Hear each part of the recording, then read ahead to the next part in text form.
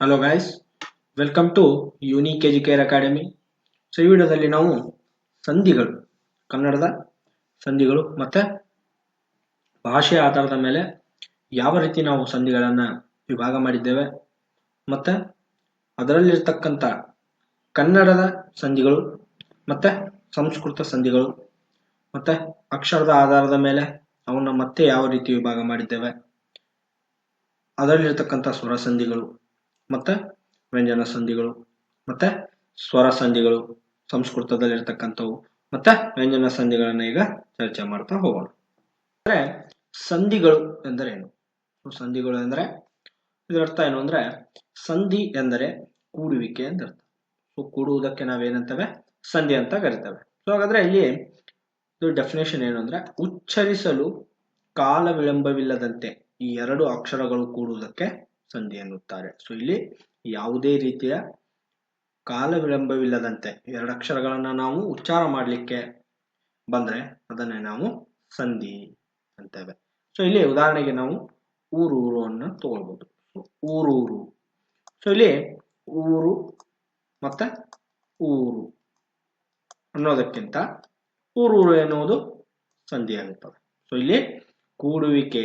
So ಇಲ್ಲಿ ಎರಡು ಅಕ್ಷರಗಳನ್ನ ಕಾಲ ವಿಳಂಬವಿಲ್ಲದಂತೆ ಕೂಡಿಸಿ ಅದನ್ನ ಹೇಳಿ ಮತ್ತೆ ಅದು ಅರ್ಥ ಕೆಡಬಾರದು. ಸೊ ಅದಕ್ಕೆ ನಾವೇನಂತೇವೆ? ಸಂಧಿ ಅಂತ ಕರಿತೇವೆ. ಸೊ ಇಲ್ಲಿ ಸ್ವರದ ಮುಂದೆ ಸ್ವರ ಬಂದು ಸಂಧಿ ಆದ್ರೆ ಅದನ್ನ ಸ್ವರ ಸಂಧಿ ಅಂತ ಕರೀತಾರೆ. ಸೊ ಇಲ್ಲಿ ಸ್ವರದ ಮುಂದೆ ಸ್ವರ ಬಂದು, ಒಂದ್ ವೇಳೆ ಸ್ವರದ ಅಂದ್ರೆ ಅಲ್ಲಿಂದ ಅಮ್ಮ ಅಹ ಬರೆದಿರ್ತಕ್ಕಂಥ ಸ್ವರಗಳು, ಒಂದ್ ವೇಳೆ ಸ್ವರಗಳ ಮುಂದೆ ಸ್ವರಗಳು ಬಂದ್ರೆ ಸ್ವರ ಸಂಧಿ ಅಂತವೆ.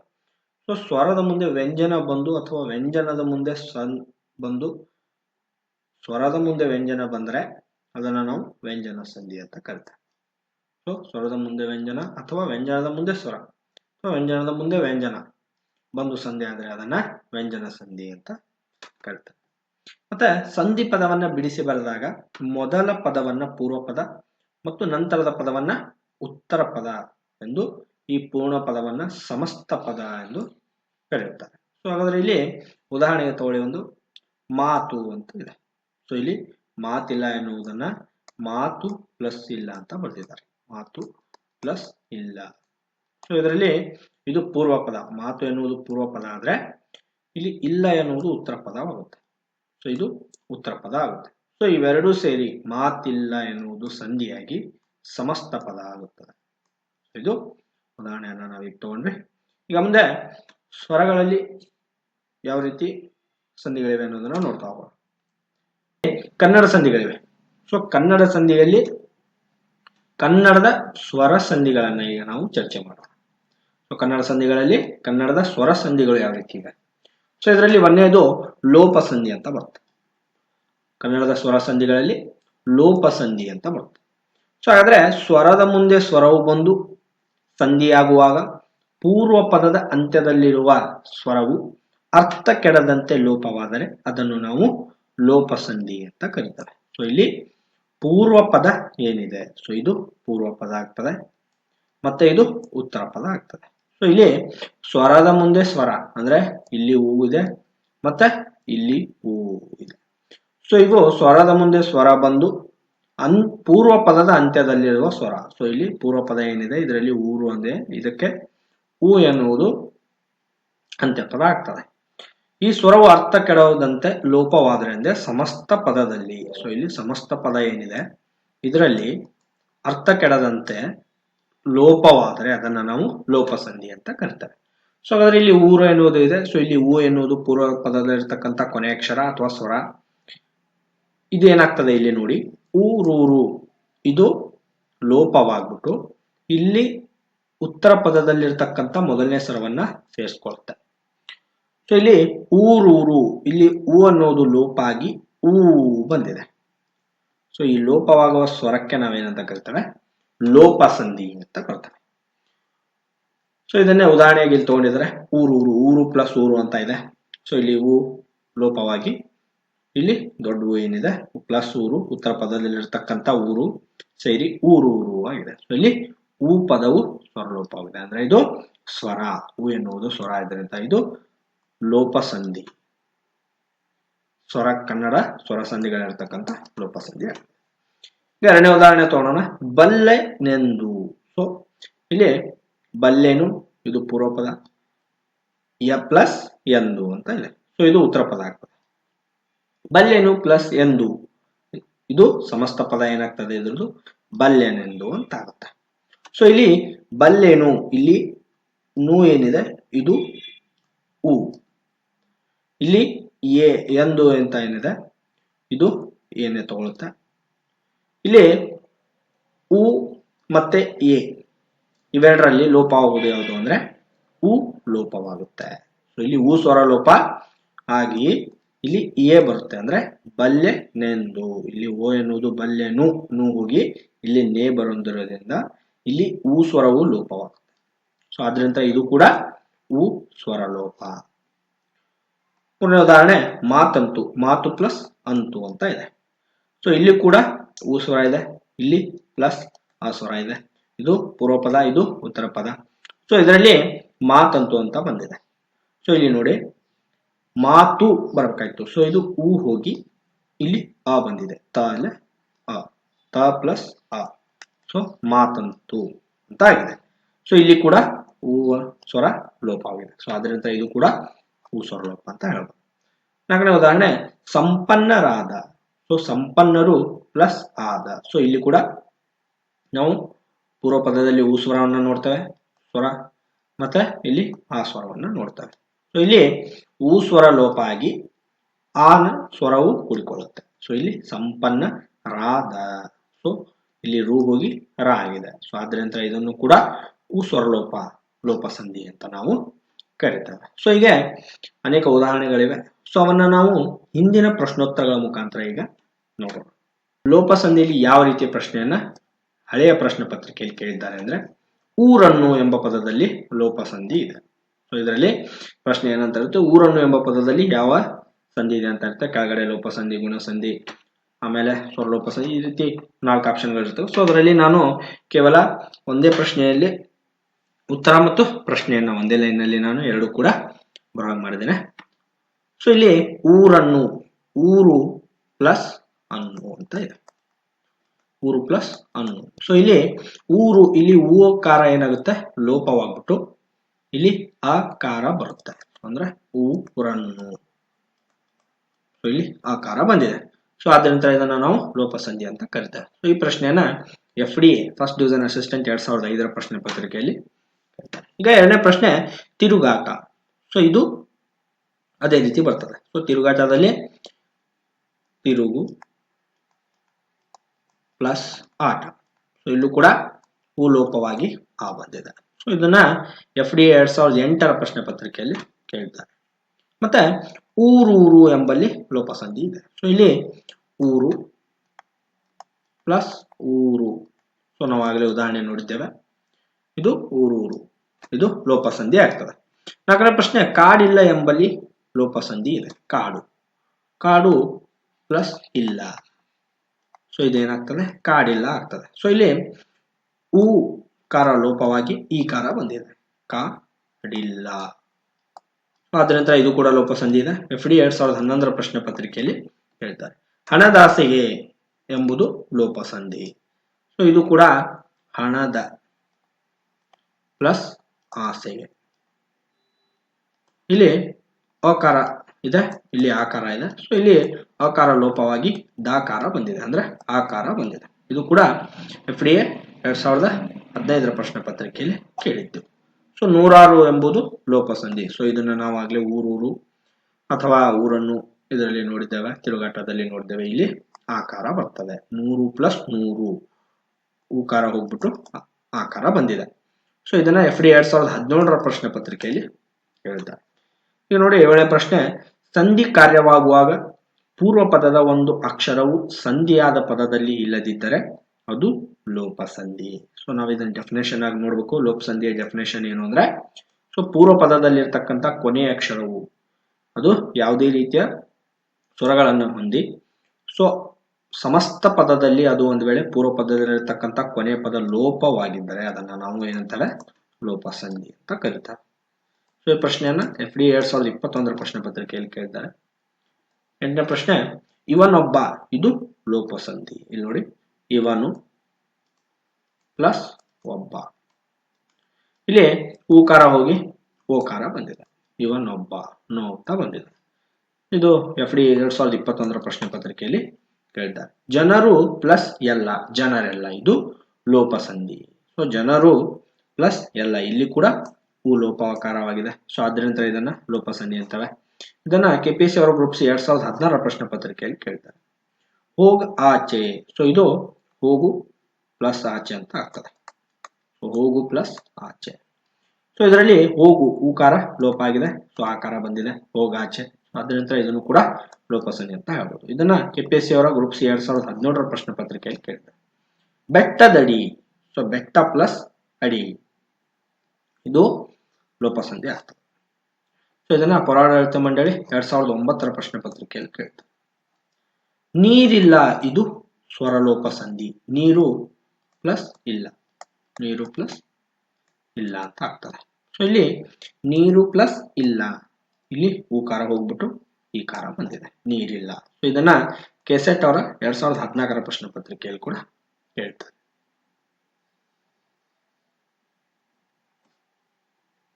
ಸ್ವರ ಸಂಧಿಗಳಿರತಕ್ಕಂತ ಎರಡನೇ ವಿಭಾಗವಾದ ಆಗಮ ಸಂಧಿಯ ಬಗ್ಗೆ ಚರ್ಚೆ ಮಾಡೋಣ. ಸೊ ಇಲ್ಲಿ ಕೂಡ ಸ್ವರದ ಮುಂದೆ ಸ್ವರವು ಬಂದಾಗ ಲೋಪಸಂಧಿ ಮಾಡಿದರೆ ಅರ್ಥವು ಕೆಡುವಂತಿದ್ದಾಗ, ಸೊ ಒಂದ್ ವೇಳೆ ಸ್ವರದ ಮುಂದೆ ಸ್ವರ ಬಂದು ಪೂರ್ವ ಪದದಲ್ಲಿ ಮತ್ತೆ ಉತ್ತರ ಪದದಲ್ಲಿ ಅದನ್ನ ಲೋಪಸಂಧಿ ಮಾಡಿ ಅಲ್ಲಿ ಒಂದ್ ವೇಳೆ ಅರ್ಥ ಕೆಡುವಂತಿದ್ದಾಗ ಆ ಎರಡೂ ಸ್ವರಗಳ ಮಧ್ಯದಲ್ಲಿ ಯಕಾರವು ಅಥವಾ ವಕಾರವು ಹೊಸದಾಗಿ ಆಗಮವಾದರೆ ಅದನ್ನ ನಾವು ಆಗಮ ಸಂಧಿ ಅಂತ ಕರಿತೇವೆ. ಸೊ ಆಗಮ ಸಂಧಿಯಲ್ಲಿ ಎರಡು ವಿಧಗಳು, ಯಕಾರಾಗಮ, ವಕಾರಾಗಮ. ಸೊ ಇಲ್ಲಿ ಲೋಪಸಂಧಿ ಮಾಡಬೇಕಾದ್ರೆ ಅದರಲ್ಲಿ ಒಂದು ವೇಳೆ ಏನಾದ್ರೂ ಅರ್ಥ ಕೆಡುವಂತಾದ್ರೆ, ಪದದಲ್ಲಿ ಸಮಸ್ತ ಪದದಲ್ಲಿ ಅರ್ಥ ಕೆಡುವಂತಾದ್ರೆ, ಸೊ ಅಲ್ಲಿ ನಾವು ಯಕಾರ ಅಥವಾ ವಕಾರವನ್ನ ಆಗಮವಾಗಿ ತೆಗೆದುಕೊಂಡು ಅದಕ್ಕೆ ಒಂದು ಹೊಸ ಶಬ್ದವನ್ನ ಸೃಷ್ಟಿಸಿ ಅದು ಅರ್ಥ ಕೆಡುವಂತಿದ್ದಾಗ ಒಂದು ವೇಳೆ ಅದನ್ನ ನಾವು ಯಕಾರ ಅಥವಾ ವಕಾರದ ಆಗಮನದ ಮೂಲಕ ಅದು ಅರ್ಥ ಕೆಡದೆ ಹೋಗಿ ಒಳ್ಳೆಯ ಪದವಾಗಿ ಸರಿಯಾದ ಪದ ಆಗಿದ್ದಲ್ಲಿ ಅದನ್ನ ನಾವೇನಂತೇವೆ ಆಗಮ ಸಂಧಿ ಅಂತ ಕರಿತೇವೆ. ಸೊ ಆಗಮ ಸಂಧಿಯಲ್ಲಿ ಎರಡು ವಿಧಗಳಿವೆ, ಯಕಾರಾಗಮ ಮತ್ತೆ ವಕಾರಾಗಮ. ಸೊ ಇಲ್ಲಿ ಉದಾಹರಣೆಯನ್ನು ನೋಡೋಣ. ಕೈಯನ್ನು, ಇಲ್ಲಿ ಕೈ ಪ್ಲಸ್ ಅನ್ನು ಅಂತ ಇದೆ. ಸೊ ಇಲ್ಲಿ ನೋಡಿ ಕೈ ಅನ್ನು, ಇಲ್ಲಿ ಯಾವುದೇ ಕೊನೆ ಅಕ್ಷರ ಇಲ್ಲೋದ್ರಿಂದ ಸೊ ಇಲ್ಲಿ ನಾವು ಯಕಾರದ ಆಗಮವನ್ನ ನೋಡ್ತೇವೆ. ಸೊ ಇಲ್ಲಿ ಯಕಾರಾಗಮ ಆಗಿದೆ. ಸೊ ಆದ್ದರಿಂದ ಇದು ಯಾವ ಸಂಧಿ? ಆಗಮ ಸಂಧಿ ಆಗ್ತದೆ. ಸೊ ಇಲ್ಲಿ ನಾವು ನೋಡ್ಬೇಕಾಗಿದ್ದು ಏನಂದ್ರೆ ಯ ಅಥವಾ ವ ಶಬ್ದಗಳು ಏನಾದರೂ ಸಮಸ್ತ ಪದದಲ್ಲಿ ಬಂದ್ರೆ ಅದು ಆಗಮ ಸಂಧಿ ಆಗ್ತದೆ. ಯ ಬಂದ್ರೆ ಯಕಾರಾಗಮ ಸಂಧಿ ಆಗ್ತದೆ, ವ ಬಂದ್ರೆ ವಕಾರಾಗಮ ಸಂಧಿ ಆಗ್ತದೆ. ಸೊ ಇಲ್ಲಿ ಮಳೆಯಿಂದ ಅಂತ ಇದೆ. ಸೊ ಇಲ್ಲಿ ಈ ಇರೋದ್ರಿಂದ ನಾವು ಸ್ಪಷ್ಟವಾಗಿ ಹೇಳ್ಬೋದು ಇದು ಯಕಾರಾಗಮ ಸಂಧಿ ಅಂತ. ಶಾಲೆಯಲ್ಲಿ ಅಂತ ಇದೆ. ಸೊ ಇಲ್ಲಿ ಯ ಕೂಡ ಇದೆ. ಸೊ ಇದನ್ನ ನಾವು ಈಸಿಯಾಗಿ ಹೇಳ್ಬೋದು ಯಕಾರಾಗಮ ಸಂಧಿ ಅಂತ. ಮರವನ್ನ ಅಂತ ಇದೆ. ಸೊ ಇಲ್ಲಿ ವ ಇರೋದ್ರಿಂದ ನಾವು ಇದನ್ನು ಕೂಡ ಈಸಿಯಾಗಿ ಹೇಳ್ಬೋದು ಇದು ವಕಾರಾಗಮ ಸಂಧಿ ಆಗ್ತದೆ. ಸೊ ಇಲ್ಲಿ ನೋಡಿ ಮರ ಪ್ಲಸ್ ಅನ್ನು, ಸೊ ಇಲ್ಲಿ ನಾವು ಮರ ಅನ್ನು ಅನ್ನೋದಕ್ಕಿಂತ ಸೊ ಇಲ್ಲಿ ಮರವನ್ನು ಅಂತ ಹೇಳಿದ್ದೇವೆ. ಸೊ ಇಲ್ಲಿ ವ ಎನ್ನುವುದು ಆಗಮನ ಆಗಿದೆ, ಆದ್ರಿಂದ ಇದು ಆಗಮ ಸಂಧಿ. ಮಗುವಿಗೆ, ಇಲ್ಲೂ ಕೂಡ ಮಗು ಪ್ಲಸ್ ಗೆ ಮಗಿಗೆ ಅಂತ ಆಗ್ಬಿಡ್ತದೆ ಒಂದ್ ವೇಳೆ ಲೋಪ ಸಂಧಿಯಲ್ಲಿ. ಸೊ ಆದ್ರಿಂದ ಇದನ್ನ ವಿ ಮಗುವಿಗೆ ಎಂಬ ವಿ ವಕಾರಾಗಮವನ್ನ ಇಲ್ಲಿ ನಾವು ಆಗಮವಾಗಿ ತೆಗೆದುಕೊಂಡಿದ್ವಿ. ಸೊ ಅದರ ಇದು ಕೂಡ ಆಗಮ ಸಂಧಿ ಆಗ್ತದೆ. ಸೊ ಇಲ್ಲಿ ಇದಕ್ಕೆ ಇಲ್ಲಿ ನಾವು ಉದಾಹರಣೆ ಕೊಟ್ಟಿದ್ದೀವಿ. ಇದನ್ನು ಯಾವ ರೀತಿ ನಾವು ಒಂದು ವಾಕ್ಯದಲ್ಲಿ ಬಳಸಬಹುದು ಅಂತ ಇಲ್ಲಿ ಇದನ್ನು ನೋಡಿ. ಶಾಲೆಯಲ್ಲಿ ಗುರುಗಳು ಮಗುವಿಗೆ ನೀರು ಹಾಕಿ ಮರವನ್ನ ಬೆಳೆಸಲು ಹೇಳಿದ್ರು, ಆಗ ಕೈಯನ್ನು ಚಾಚಿ ತಂತಾನೆ ಆಗಮವಾದ ಮಳೆಯಿಂದ ಮಗುವಿಗೆ ಅತಿಯಾದ ಆನಂದವಾಯಿತು. ಸೊ ಇದು ಈ ವಾಕ್ಯದಲ್ಲಿರ್ತಕ್ಕಂಥ ಇವೆಲ್ಲವೂ ಆಗಮ ಸಂಧಿಗಳು. ಅದನ್ನ ನಾವು ಉದಾಹರಣೆಯಾಗಿ ಈಗ ನೋಡಿದ್ದೇವೆ. ಈಗ ಮುಂದೆ ಉದಾಹರಣೆ ಮೂಲಕ ಪ್ರಶ್ನೋತ್ತರಗಳನ್ನ ಚರ್ಚಿಸೋಣ. ಮನೆಯಲ್ಲಿ ಎಂಬ ಪದದಲ್ಲಿ ಯಕಾರಾಗಮ ಸಂಧಿ ಇದೆ. ಸೊ ಇದನ್ನ ನಾವು ಆಗ್ಲೇ ನೋಡಿದ್ದೇವೆ. ಇದನ್ನ FD 1997 ಪ್ರಶ್ನೆ ಪತ್ರಿಕೆಯಲ್ಲಿ ಕೇಳ್ತಾರೆ. ಸೊ ಕಾಯದೆ, ಇಲ್ಲಿ ಕೂಡ ಯಕಾರ ಇರೋದ್ರಿಂದ ಇದು ಯಕಾರಾಗಮ ಆಗುತ್ತೆ. ಇದನ್ನ FD 2005 ಪ್ರಶ್ನೆ ಪತ್ರಿಕೆಯಲ್ಲಿ ಕೇಳಿದ್ದಾರೆ. ಪಡುವಣ, ಸೊ ಇಲ್ಲಿ ವಕಾರಾಗಮ ಬಂದಿದೆ. ಸೊ ವಕಾರಾಗಮ ಸಂಧಿ ಆಗ್ತದೆ. FD 2011 ಪ್ರಶ್ನೆ ಪತ್ರಿಕೆಯಲ್ಲಿ ಕೇಳಿದ್ದಾರೆ. ಮಗುವಿಗೆ, ಇದನ್ನ ಕೂಡ ನಾವು ನೋಡಿದ್ದೇವೆ. ಇದನ್ನ FD 2015 ಪ್ರಶ್ನೆ ಪತ್ರಿಕೆಯಲ್ಲಿ ಕೇಳಿದ್ದಾರೆ. ತೋಟವನ್ನು, ತೋಟ ಪ್ಲಸ್ ಅನ್ನು ಆಗ್ತದೆ, ತೋಟ ಪ್ಲಸ್ ಅನ್ನು ಅಂತ ಆಗುತ್ತೆ. ಸೊ ಇದನ್ನ ಇಲ್ಲಿ ವಕಾರಾಗಮ ಬಳಸಿದ್ದಾರೆ. ಸೊ ವಕಾರಾಗಮ ಸಂಧಿ. ಇದನ್ನ FD 2017 ಪ್ರಶ್ನೆ ಪತ್ರಿಕೆಯಲ್ಲಿ ಕೇಳಿದೆ. ಹಳ್ಳಿಯಲ್ಲಿ, ಹಳ್ಳಿ ಪ್ಲಸ್ ಅಲ್ಲಿ ಅಂತ ಆಗುತ್ತೆ ಅದು. ಸೊ ಅದನ್ನ ಇಲ್ಲಿ ಯಕಾರಾಗಮ ಬಳಸಿದ್ದಾರೆ, ಯಕಾರಾಗಮ ಸಂಧಿ ಆಗುತ್ತೆ. ಸೊ ಇದನ್ನ KPSC ಅವರು ರೂಪಿಸಿ 2016, DCC ಬ್ಯಾಂಕ್ ಅವರ ಬಾಗಲಕೋಟೆ 2022 ಪ್ರಶ್ನೆ ಪತ್ರಿಕೆಯಲ್ಲಿ ಕೂಡ ಕೇಳ್ತಾರೆ. ಬೆಳವಲಂ, ಸೊ ಇಲ್ಲಿ ಓಕಾರ ಇದೆ, ಸೊ ಇದು ಓಕಾರಾಗಮ ಸಂಧಿ ಆಗುತ್ತೆ. KSET 2018 ಪ್ರಶ್ನೆ ಪತ್ರಿಕೆಯಲ್ಲಿ ಕೇಳ್ತಾರೆ. ಕನ್ನಡದ ಸ್ವರ ಸಂಧಿಗಳಲ್ಲಿರ್ತಕ್ಕಂಥ ಕನ್ನಡದ ಸ್ವರ ಸಂಧಿ ಎರಡು ರೀತಿ, ಲೋಪ ಸಂಧಿ ಮತ್ತೆ ಆಗಮ ಸಂಧಿಯನ್ನು ನೋಡಿದ್ದೇವೆ. ಈಗ ಕನ್ನಡದ ವ್ಯಂಜನ ಸಂಧಿಗಳು. ಸೊ ಕನ್ನಡದ ವ್ಯಂಜನ ಸಂಧಿ ಬಗ್ಗೆ ಹೇಗೆ ಚರ್ಚೆ ಮಾಡೋಣ. ಸೊ ಇದರಲ್ಲಿ ಒಂದೇದು ಯಾವ್ದು ಬರ್ತದೆ ಅಂದ್ರೆ ಆದೇಶ ಸಂಧಿ ಅಂತ ಬರ್ತದೆ. ಸೊ ಇದರಲ್ಲಿ ಸಂಧಿ ಆಗುವಾಗ ಒಂದು ಅಕ್ಷರದ ಬದಲಾಗಿ ಸ್ಥಳದಲ್ಲಿ ಬೇರೊಂದು ಅಕ್ಷರವು ಬಂದು ಸೇರುವುದಕ್ಕೆ ನಾವೇನಂತವೆ ಆದೇಶ ಸಂಧಿ ಅಂತ ಕರಿತೇವೆ. ಸೊ ಇಲ್ಲಿ ಸಂಧಿ ಆಗುವಾಗ ಒಂದು ಅಕ್ಷರದ ಬದಲಾಗಿ ಮತ್ತೊಂದು ಅಕ್ಷರ ಬರುವುದು ಅಂದ್ರೆ ಪೂರ್ವ ಪದದಲ್ಲಿ ಇರ್ತಕ್ಕಂಥ ಅಕ್ಷರದಲ್ಲಿ ಬದಲಾಗಿ ಉತ್ತರ ಪದದಲ್ಲಿ ಬೇರೆ ಶಬ್ದ ಅಥವಾ ಅಕ್ಷರ ಬರುವುದಕ್ಕೆ ನಾವೇನಂತೇವೆ ಆದೇಶ ಸಂಧಿ ಅಂತ ಕರಿತೇವೆ. ಸೊ ನಿಯಮ 1, 2, 3 ಇವೆ. ಸೊ ಇದರಲ್ಲಿ ನಿಯಮ 1 ಏನು ಅಂದ್ರೆ ಉತ್ತರ ಪದದ ಆದಿಯಲ್ಲಿರುವ ಕ ತ ಪ ಗಳಿಗೆ ಅಂದ್ರೆ ಕ ತ ಪ ಗಳಿಗೆ ಗ ದ ಬಗಳು ಆದೇಶವಾಗಿ ಬಂದ್ರೆ ಸೊ ಅದನ್ನ ನಾವೇನಂತೇವೆ ಆದೇಶ ಸಂಧಿ ಅಂತ ಕರಿತೇವೆ. ಸೊ ಇದರಲ್ಲಿ ಉದಾಹರಣೆಯಾಗಿ ಮಳೆಗಾಲವನ್ನ ತಗೊಂಡಿದ್ದೇವೆ. ಸೊ ಇದರಲ್ಲಿ ಮಳೆ ಇದು ಪ್ಲಸ್ ಕಾಲ ಅಂತ ಇದೆ. ಸೊ ಇಲ್ಲಿ ಕ ಕಾರಕ್ಕೆ ಗ ಕಾರವು ಆದೇಶವಾಗಿ ಬಂದಿದೆ. ಸೊ ಅದನ್ನ ನಾವು ಮಳೆಗಾಲ ಅಂತ ಕರಿತೇವೆ. ಸೊ ಕಗೆ ಗ ಕಾರ ಬಂದಿದೆ. ಸೊ ಆದ್ರಿಂದ ಇದು ಆದೇಶ ಸಂಧಿ ಆಗ್ತದೆ. ಸೊ ಎರಡನೇ ಉದಾಹರಣೆ ಮೈದೂರು. ಸೊ ಮೈ ಪ್ಲಸ್ ತೋರು ಅಂತ ಇದೆ. ಸೊ ಇಲ್ಲಿ ಮೈದೂರು ಆಗಿದೆ. ಸೊ ಇದಕ್ಕೆ ತಕಾರಕ್ಕೆ ದ ಕಾರ ಬಂದಿದೆ. ಸೊ ತೋಕೆ ದ. ಬೆಂಬತ್ತು, ಬೆನ್ ಪ್ಲಸ್ ಪತ್ತು, ಬೆಂಬತ್ತು ಅಂತ ಆಗ್ತದೆ. ಸೊ ಇದಕ್ಕೆ ಪಕಾರ ಬ ಆಗಿ ಬಂದಿದೆ. ಸೊ ಮತ್ತೆ ಎರಡನೇ ನಿಯಮದಲ್ಲಿ ಉತ್ತರ ಪದದ ಆದಿಯಲ್ಲಿರುವ ಪ ಬ ಮಗಳಿಗೆ ವ್ಯಂಜನಗಳಿಗೆ ಓ ಕಾರವು ಆದೇಶವಾಗಿ ಬರುತ್ತದೆ ಅಂತ ಇದೆ. ಸೊ ಇದರಲ್ಲಿ ಗಿಳಿ ವಿಂಡು ಅಂತ ಉದಾಹರಣೆಯನ್ನ ತಗೊಂಡಿದ್ದಾರೆ. ಸೊ ಗಿಳಿ ಪ್ಲಸ್ ಪಿಂಡು. ಸೊ ಇಲ್ಲಿ ಉತ್ತರ ಪದದ ಆದಿಯಲ್ಲಿರುವ ಅಂದ್ರೆ ಇಲ್ಲಿ ಉತ್ತರ ಪದ ಅಂದ್ರೆ ಎರಡನೇ ಪದ. ಈ ಉತ್ತರ ಪದದಲ್ಲಿ ಆದಿ ಅಂದ್ರೆ ಶುರುವಿನ ಪದದಲ್ಲಿರ್ತಕ್ಕಂಥ ಕ ಪ ಬ ಮತ್ತೆ ಮ ಇವು ಮೂರು ವ್ಯಂಜನಕ್ಕೆ ಓಕಾರವು ಬರ್ತದೆ ಆದೇಶವಾಗಿ. ಇದರಲ್ಲಿ ಗಿಳಿ ವಿಂಡು ಅಂತ ಇದೆ. ಸೊ ಗಿಳಿ ವಿಂಡುಗೆ ಗಿಳಿ ಪಿಂಡು ಅಂತ ಇದೆ. ಸೊ ಇಲ್ಲಿ ಏನಾಗ್ತದೆ ಅದು ಗಿಳಿ ವಿಂಡು ಅಂತ ಆಗ್ತದೆ. ಪಗೆ ವಾಕಾರ. ಕಡು ವೆಳ್ಪು ಅಂತ ಇದೆ. ಕಡು ಪ್ಲಸ್ ಬೆಪ್ಪು ವೆಳ್ಪು. ಸೊ ಇದಕ್ಕೆ ನಾವು ಬಕಾರಕ್ಕೆ ವೇಕಾರವನ್ನ ಯೂಸ್ ಮಾಡಿದ್ದೇವೆ. ಮೆಲ್ ವಾತು. ಸೊ ಮೆಲ್ ವಾತುಗೆ ಮೆಲ್ ಪ್ಲಸ್ ಮಾತು ಅಂತ ಇದೆ. ಇಲ್ಲಿ ಕೂಡ ನಾವು ವಕಾರವನ್ನ ಒತ್ತಕ್ಷರವಾಗಿ ತಗೊಂಡಿದ್ದೇವೆ. ಸೊ ಅದರಿಂದ ಇದು ಕೂಡ ಆದೇಶ ಸಂಧಿ ಆಗ್ತದೆ. ಸೊ ಬೆಂಬತ್ತಿದ ಬರಗಾಲ ಓಡಿಸಲು ಆ ಶಿವನ ಆದೇಶವಾಗಿ ಕಡುವೆಳಪಿನ ಮುಗಿಲು ನೋಡ ತುಂಬಿ ಮಳೆಗಾಲ ಮೈದೂರಿ ಬಂತು ಆಗ ಜನರಲ್ಲಿ ಮೆಲ್ವಾತು ಆರಂಭ. ಸೊ ಈ ವಾಕ್ಯವನ್ನ ನಾವು ಇಲ್ಲಿ ಬಿಡಿಯಾಗಿ ಒಂದೊಂದೇ ಶಬ್ದವಾಗಿ ಉದಾಹರಣೆಯಾಗಿ ಆದೇಶ ಸಂಧಿಯನ್ನ ನೋಡಿದ್ದೇವೆ. ಈಗ ಪ್ರಶ್ನೋತ್ತರ ಮುಖಾಂತರ ಸೊ ಯಾವ ರೀತಿ ಪ್ರಶ್ನೆ ಬಂದಿದ್ದಾವೆ ಅದರ ಮುಖಾಂತರ ಉದಾಹರಣೆಯಾಗಿ ನೋಡೋಣ. ಆದೇಶ ಸಂಧಿಯ ಪ್ರಶ್ನೋತ್ತರಗಳು. ಒಂದನೇ ಪ್ರಶ್ನೆ ಹಳಗನ್ನಡ. ಸೊ ಹಳೆ ಪ್ಲಸ್ ಕನ್ನಡ ಆಗುತ್ತೆ. ಸೊ ಇದರಲ್ಲಿ ಕಗಾರಕ್ಕೆ ಗ ಅಂತ ಬಂದಿದೆ. ಆದ್ದರಿಂದ ಇದನ್ನ ನಾವು ಹಳೆ ಗನ್ನಡ ಅಂತ ಕರಿತೇವೆ. ಸೊ ಇದು FD 1998 ಕಾರ್ಯದಲ್ಲಿ ಬಂದೆ. ಇದು ಗಕಾರ ಆದೇಶವಾಗ್ತದೆ. ಸೊ ಆದೇಶ ಸಂಧಿಯಲ್ಲಿ ಗಕಾರ ಕಕಾರ ಅಂತ ಬರುತ್ತೆ. ಸೊ ನೀವು ನೋಡಿದಾಗೆ ಕ ಚ ಗಳಿಗೆ ಗ ಜ ಡ. ಸೊ ಮೂರು ಆದೇಶವಾಗಿ ಬಂದ್ರೆ ನಾವು ಇಲ್ಲಿ ಕಗೆ ಗ ಬಂದ್ರೆ ಗಕಾರ ಆದೇಶ ಅಂತ ಕರಿತೇವೆ. ಬೇಸಿಗೆ ಕಾಲ. ಸೊ ಇದು ಗಕಾರ ಆದೇಶ, ಬೇಸಿಗೆ ಕಾಲ ಅಂತ ಕೂಡ ಕರಿತೇವೆ. ಇದನ್ನ FD 1997 ಪ್ರಶ್ನೆ ಪತ್ರಿಕೆ ಕೇಳಿದ. ಚಳಿಗಾಲ. ಸೊ ಇಲ್ಲಿ ಚಳಿ ಪ್ಲಸ್ ಕಾಲ ಅಂತ ಆಗ್ತದೆ. ಸೊ ಇಲ್ಲಿ ಕಾ ಎಂಬುದು ಗ ಆಗಿ ಪರಿವರ್ತನೆ ಆಗಿದೆ. ಸೊ ಅದರಿಂದ ಇದನ್ನ ಆದೇಶ ಸಂಧಿಯ ಗಕಾರ ಆದೇಶ. ಇದನ್ನ FD 98 ಪ್ರಶ್ನೆ ಪತ್ರಿಕೆಯಲ್ಲಿ ಕೇಳ್ತಾರೆ. ಒಂದು ಅಕ್ಷರಕ್ಕೆ ಬದಲಾಗಿ ಮತ್ತೊಂದು ಅಕ್ಷರ ಬಂದು ಸೇರುವ ಸಂಧಿಯನ್ನ ನಾವು ಏನಂತೇವೆ ಆದೇಶ ಸಂಧಿ ಅಂತ. ಇಲ್ಲಿ ಒಂದು ಅಕ್ಷರಕ್ಕೆ ಅಂದ್ರೆ ಕಜ ಒಳಗೆ ಗ ಜ ಡ ಬರುವಂತ ಅಕ್ಷರಗಳಿಗೆ ನಾವೇನಂತೇವೆ ಆದೇಶ ಸಂಧಿ ಅಂತೇವೆ. ಸೊ ಇಲ್ಲಿ ಇದನ್ನ SD 2023 ಪ್ರಶ್ನೆ ಪತ್ರಿಕೆಯಲ್ಲಿ ಕೇಳ್ತಾರೆ. ಸೊ ಇದು ಆದೇಶ ಸಂಧಿಯ ಡೆಫಿನೇಷನ್ ಆಗುತ್ತೆ. ಮಳೆಗಾಲ ಎಂಬಲ್ಲಿ ಆದೇಶ ಸಂಧಿ ಇದೆ. ಸೊ ಇಲ್ಲಿ ಗಕಾರ ಆದೇಶ ಇದೆ, ಯಾಕಂದ್ರೆ ಇಲ್ಲಿ ಗಕಾರ ಬಂದಿದೆ, ಕಕಾರ ತೆಗೆದು ಮಳೆ ಪ್ಲಸ್ ಕಾಲ ಮಳೆಗಾಲ, ಇಲ್ಲಿ ಗ ಆಗಿದೆ. ಸೊ ಇದನ್ನ FD 2011 ಪ್ರಶ್ನೆ ಪತ್ರಿಕೆಯಲ್ಲಿ ಕೇಳಿದ್ದಾರೆ. ಹುಲ್ಲುಗಾವಲು, ಸೊ ಎಂಬಲ್ಲಿ ಇದು ಕೂಡ ಆದೇಶ ಸಂಧಿ ಇದೆ. ಸೊ ಇಲ್ಲಿ ಗಕಾರ ಇರೋದ್ರಿಂದ ಇದು ಗಕಾರ ಆದೇಶ ಆಗ್ತದೆ. ಇದನ್ನ FD 2015 ಪ್ರಶ್ನೆ ಪತ್ರಿಕೆಯಲ್ಲಿ ಕೇಳಿದ್ದಾರೆ. ಹೊಸಗನ್ನಡ, ಸೊ ಇಲ್ಲಿ ಕೂಡ ಹೊಸ ಪ್ಲಸ್ ಕನ್ನಡ ಅಂತ ಆಗುತ್ತೆ. ಹೊಸ ಪ್ಲಸ್ ಕನ್ನಡ, ಸೊ ಇಲ್ಲಿ ಕಕಾರ ಆದೇಶ ಹೋಗಿ ಗಕಾರ ಆದೇಶ ಆಗಿದೆ. ಸೊ ಇದು FD 2017 ಪ್ರಶ್ನೆ ಪತ್ರಿಕೆಯಲ್ಲಿ ಕೇಳಿದ್ದಾರೆ. ಬೆಟ್ಟ ತಾವರೆ, ಸೊ ಇಲ್ಲಿ ತಾಗೆ ದ ಆಗಿದೆ.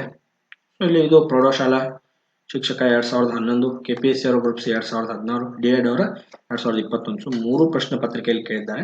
ಬೆಟ್ಟ ತಾವರೆ, ಸೊ ಇಲ್ಲಿ ತಾಗೆ ದ ಆದೇಶವಾಗಿ ಬಂದಿದೆ. ಇದು ಆದೇಶ ಸಂಧಿ ಆಗ್ತದೆ. ಬಂಡೆಗಲ್ಲು, ಇದು ಯಾವ ಪದ? ಬಂಡೆ ಪ್ಲಸ್ ಕಲ್ಲು ಆಗ್ತದೆ.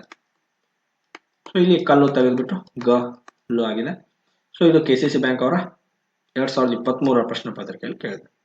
ಆದೇಶ ಸಂಧಿ, ಇದು ಸಂಸ್ಕೃತ ಸಂಧಿ ಅಲ್ಲ. ಸೊ ಇದು ಕನ್ನಡ ಸಂಧಿ, ಸಂಸ್ಕೃತ ಸಂಧಿ ಅಲ್ಲ ಇದು. ಸೊ DCC ಬ್ಯಾಂಕ್ 2023 ಬಾಗಲಕೋಟೆ ಕೇಳಿರ್ತಕ್ಕಂಥ ಪ್ರಶ್ನೆಗಳಲ್ಲಿ ಇದು ಇದೆ.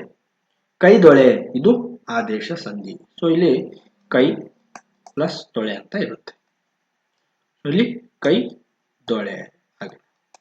ಸೊ ಇದು DED 2007 ಪ್ರಶ್ನೆ ಪತ್ರಿಕೆಯಲ್ಲಿ ಕೇಳಿದ್ದಾರೆ. ಕನ್ನಡದ ಸಂಧಿಗಳನ್ನ ನೋಡಿದ್ವಿ. ಸೊ ಈಗ ಸಂಸ್ಕೃತ ಸಂಧಿಗಳನ್ನ ನೋಡೋಣ.